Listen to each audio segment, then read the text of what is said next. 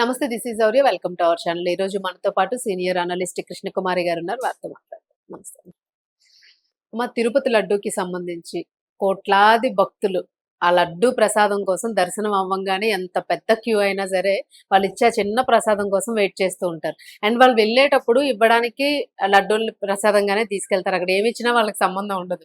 లడ్డూ మాత్రం అంత ప్రీతిగా తీసుకెళ్తూ ఉంటారు. సో ఈ లడ్డూకి సంబంధించి చాలా ఏళ్ల నుంచి కూడాను ఒక రాజకీయంగా కూడా ఒక కుట్ర జరుగుతోంది. దీని వెనక లడ్డు మొత్తం దీనిలోన జంతువుల కొవ్వు కలుస్తోంది అని చెప్పేసి అయితే వచ్చింది.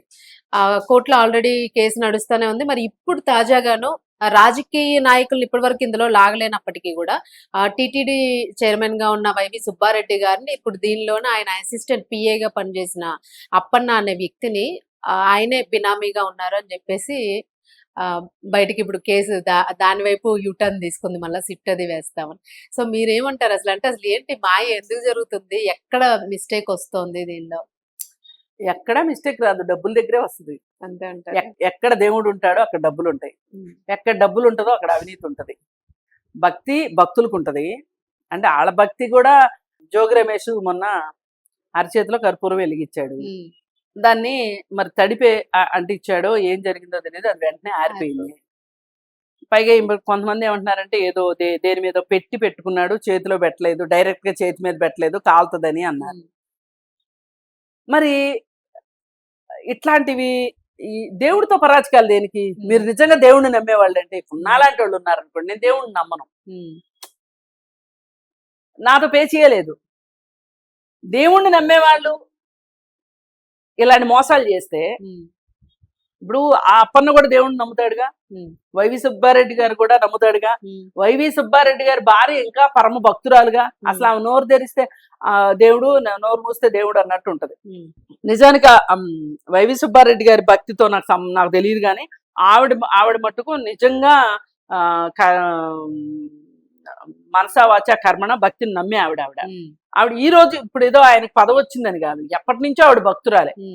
అయితే మరి వైవి సుబ్బారెడ్డి గారు మరి అంత పెద్ద పోస్ట్ లో ఉన్నప్పుడు ఆ పోస్టు ఎంత భక్తితో చెయ్యాలి? నిజంగా భక్తితో చేయకోకుండా ఇలా కల్తీ నూనెలు తీసుకొని వచ్చి చేయడం ఎంతవరకు సమంజసం? దానికి సాక్షాత్ ఆయన పియ్యనే ఆ ర్యాకెట్ లో వాడటం ఎంతవరకు సమంజసం? పైగా ఇంకోటి కూడా ఆలోచించాలండి. ఇప్పుడు కంపెనీల దగ్గర నుంచి మీరు కొటేషన్స్ తీసుకుంటున్నారు.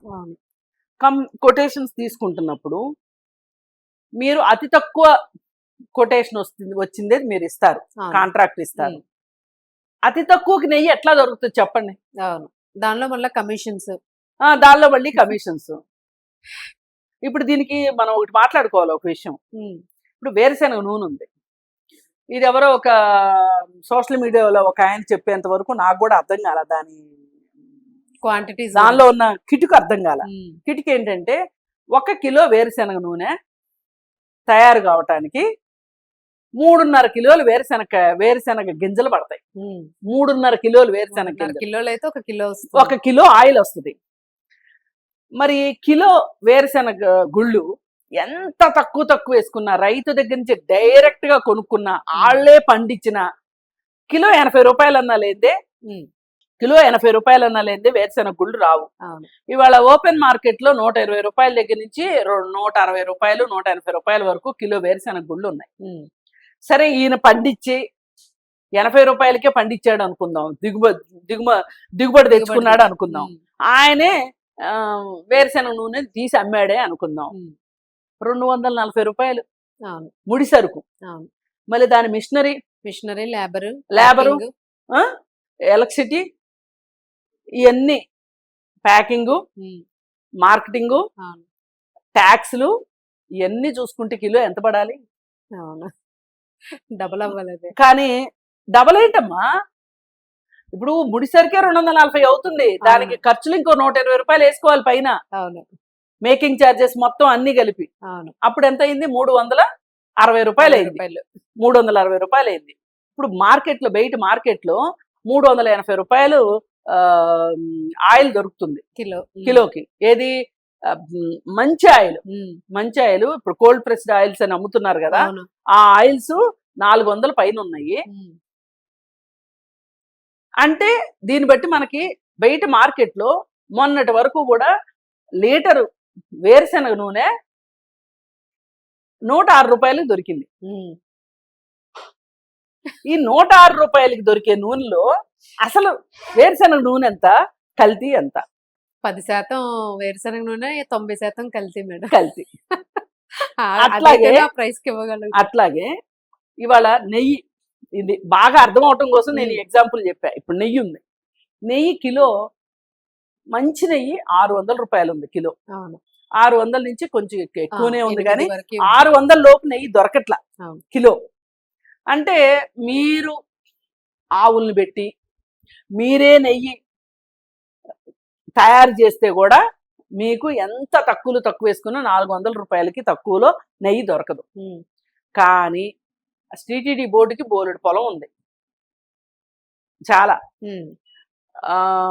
ఆవులు ఉన్నాయి, గోశాల ఉంది. గోశాలని ఇంకా పెంచేసేసి ఇంకా డొనేషన్స్ ఇచ్చే వాళ్ళు కూడా ఉన్నారు మేడం. నెయ్యిని డొనేట్ చేస్తున్న వాళ్ళు, నెయ్యిని డొనేట్ చేసే వాళ్ళు ఉన్నారు. వాళ్ళు డొనేట్ చేసిన నెయ్యి అయినా సరే కల్తీ నెయ్యే కదా. ఒరిజినల్ దేవుడికి ఇచ్చేటప్పుడు రాజుగారింట్లో పెళ్లి ఏంటి, పెళ్లి అన్నప్పుడు ఏం చెప్తారు, అందరూ నీళ్ళే, అందరూ పాలు చేస్తారు, నేను ఒక్కడనే నీళ్ళని పెద్దేం తెలియదని. అలాగే వీళ్ళు మాత్రం స్వచ్ఛమైన నెయ్యి ఇస్తారని ఏముంది, సరే ఏదో పోనీ స్వచ్ఛమైందే ఇచ్చారనుకుందాం, అది లెక్కలోకి రాదు. అయితే మీరు తయారు చేస్తే కూడా మీరు ఏదైతే కాంట్రాక్ట్ ఇచ్చారో, టెండర్ వేసారో, ఆ టెండర్ వేసిన దానికి ఆ రేట్లో మీరు కూడా నెయ్యిని ఉత్పత్తి చేయలేరు. అంటే ఇప్పుడు ఆడు బిజినెస్ మ్యాను మీ దగ్గర టెండర్ పాడుకున్నందుకు ఆడి ఇంట్లో డబ్బులు పెట్టి నెయ్యి ఇవ్వాలా టీటీడీకి? లాజిక్. ఇప్పుడు మనం ప్రభుత్వం కూడా టెండర్లు వేసేటప్పుడు అతి తక్కువ వచ్చిన వాళ్ళకి ఇస్తామంటారు. అతి తక్కువ ఎందుకు ఇస్తాడు అసలు? అతి తక్కువ వేసాడు అంటే వాడు ఎంత నాసిరకంగా చేస్తాడు, అది ఎందుకు ఆలోచించరు? మీరు ప్రాక్టికల్ గా నేనే ఈ రోడ్డు వేస్తే ఎంత అవుద్ది అనేది ఒక లెక్క వేసి ఆ లెక్క ప్రకారం మీరు టెండర్ పిలవాలి తప్పితే, ఏదో ప్రభుత్వానికి లాభం చేసినట్టు, టీటీడీకి లాభం చేసినట్టు తక్కువకి టెండర్ వేయించుకుని మేమేదో టీటీడీకి లాభం చేసేసాం అనుకుంటే ఎట్లా? మీరు లడ్డు ఇంకో 10 రూపాయలు ఎక్కువ రేటు పెట్టండి, రేట్లు పెరగలా? ఒకప్పుడు లడ్డు అంటే అసలు ఎంత దూరానున్నా స్మెల్ వచ్చేది. దానిలో జీడిపప్పు, కిస్మిస్, పటికి బెల్లము, కర్పూరము వేసేవాళ్ళు. ఇప్పుడు మొత్తం పటిక బెల్లం బిల్లలే ఉంటున్నాయి మేడం. ఎవరు తినలేని పరిస్థితి అసలు. అసలు లడ్డు కావాలని ఎవరు అనుకోవట్లేదు. అవును, రాయిలా ఉంటుంది. ఈ భక్తితోటి అమ్మో ఎక్కడో చోట దేవుడు ఏం చూపిస్తాడో అనే ఒక భయంతో తింటున్నారు. కానీ అసలు ఎందుకండి, ఒకప్పుడు అలాంటి నాసికులు కూడా తినేవాళ్ళు తిరుపతి లడ్డూని. ఇప్పుడు తిరుపతి లడ్డూకి ఇన్ను మన ఊర్లో షాప్ లో దొరికే లడ్డూకి తేడా బాగుంటుంది మేడం. ఇంకా ఇదే బాగుంటుంది. మరి ఎంతటి దారుణం మీరు చేస్తా దీనికి కారణమైన అసలు ఇదంతా తీసుకొచ్చిన ఇలా చేయడం వెనక మీ ప్రయోజనం ఏంటి? దేవుడి మీద నమ్మకం లేదా? లేదు అనుకుంటే ఎలా కనిపిస్తున్నారు? దేవుడి మీద ఉండాలి, భక్తుల మీద ఉండాలి, ఇద్దరి మీద ఉండాలి కదా బాధ్యత. భక్తుల ఆదాయం ఎంత మేడం? తిరుపతికి నెయ్యి కొనుక్కునే స్తోమత లేదా చెప్పండి? టీటీడీకి మంచి నెయ్యి ఎందుకు కొనుక్కోలేరు? అసలు దేవుడి కోసం మీరు బంగారు కిరీటాలు, బంగారు రథాలు చేసినప్పుడు నెయ్యే మాత్రం మేడం, నెయ్యే మాత్రం. ఇలా ఏం చేస్తున్నారు అంటే ప్రతి దాంట్లో చిలకొట్టుడు ఎక్కువైపోయింది.